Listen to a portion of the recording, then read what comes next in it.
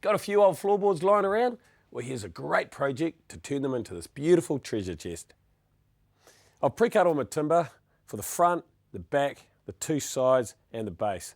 What I'm going to do now is start assembling my first layer of the box. Before I do that, I'm going to pre-drill the ends of my front and back to allow for the panel pins to go through.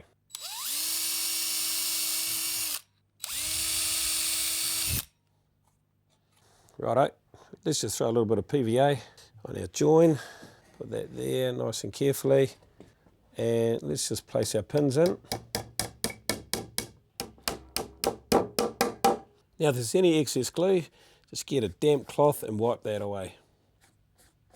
I've assembled my first layer. Now it's time to flip that upside down and start to lay our baseboards on. Just before I do that, I'm going to measure our diagonals just to make sure we're sitting nice and square.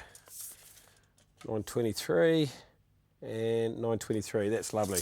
Our first board, I've pre-cut the end here to take the tongue off it, so that's going to sit flush with the outside edge of the board. I'm going to take that, drop it onto our base and pre-drill the ends to take our panel pins.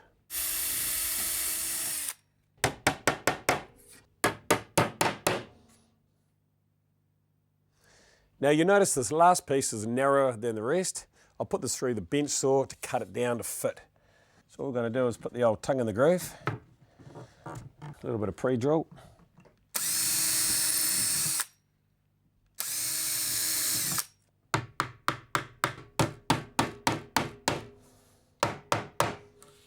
Right, our base is now built.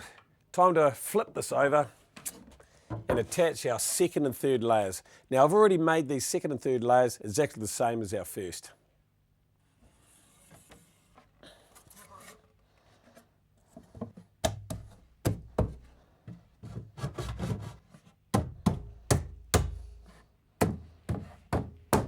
Now just with a damp cloth, just take away any PVA. Now as you can see, I've taken the tongue off that top layer. To smarten up the bottom of our box, I've decided I'm going to put a skirting around the base of it. Now, I've already cut a 45° down this corner here, so I'm just going to butt that in. And on this end here, we want to mark the short point of our 45°. I'm going to cut that on our drop saw to form another mitre. To attach our skirting, I'm just going to put some PVA on our mitre, then across the back of it. Put that in there nicely. And I'm just going to pre-drill a hole. And I've got these lovely little panhead brass screws.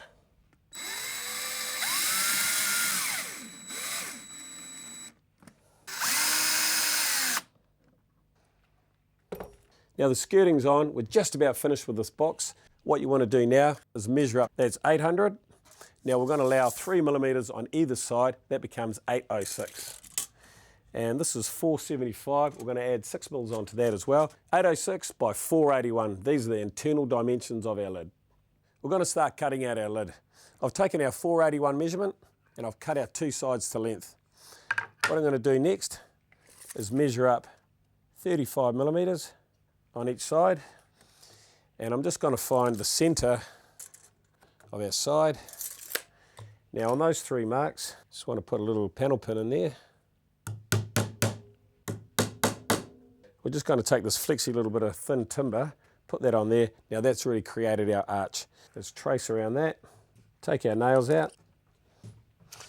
Now I'm going to cut this out with a jigsaw.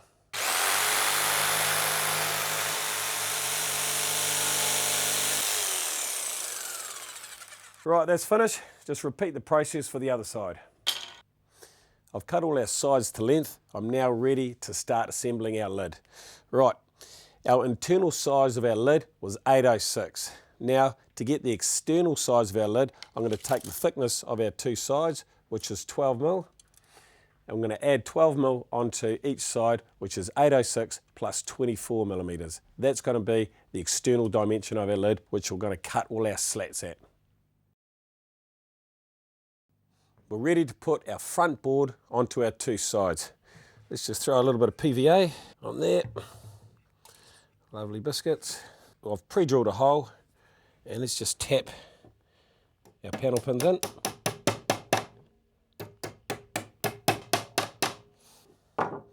Next step is putting all our slats on. Now, as you can see, I've cut an angle on this first board. I've cut that at 24 degrees, and this is our first slat. I've also cut that at 24 degrees. That there is going to form a beautiful little angle. We can nail that on, and all our slats can go on.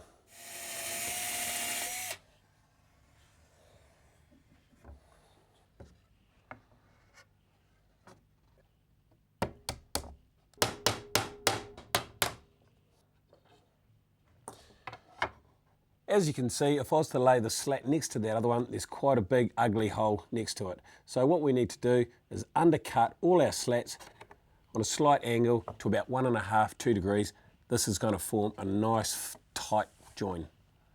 Using my bench saw, I've cut 1.5 degree angle, butting that up to that. That's just a lovely little finish there. If you don't have a bench saw, you could use a circular saw with a guide on it, or even an electric planer. Okay, the base is all made, the lid's just about finished. Time to put on our hinges. I'm going to come in 150mm from the edge of my lid to the side of our hinges, and I'm just going to make a mark where those screws are going to go, and then pre-drill a hole to take our screws. Now, just before you put your screws in, you just want to double check you've got the right length screw. You don't want your screws going all the way through your lid and going into your box.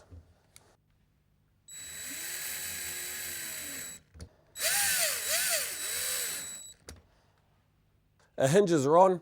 Next thing we need to do is just make sure that our box is nicely centered with our lid. Now, I've cut this little packer that goes in behind our hinge. My hinge is about 100mm long, so I've cut this packer to about 120mm long. That's going to leave a nice little detail around the hinge. So I'm just going to sit that in there nice and level. I'm going to mark around our packer on our box, and then also going to mark exactly where the screws go. Lift our hinge up. Now, these will indicate where not to put my screws to fix the packer to the box. I've pre-drilled my holes. I've put some PVA on the back to hold that nice and tight. Let's just put our last screw in.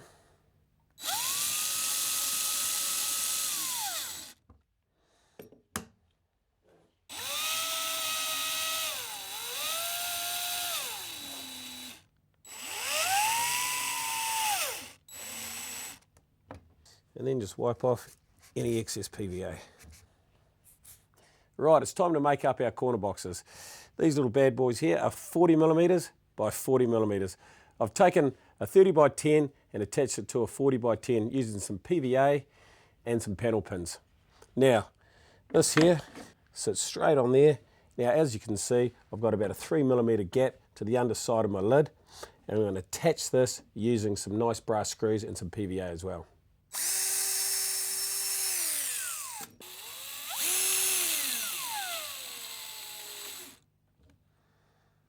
Okay, I'm going to throw our handles on, pre-drill a hole in there.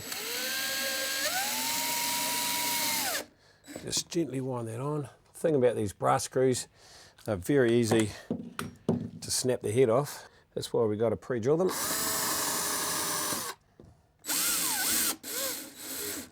Now, a good little tip when you're putting in brass screws, you can also put a little bit of soap in behind it. That's going to help lubricate the screw.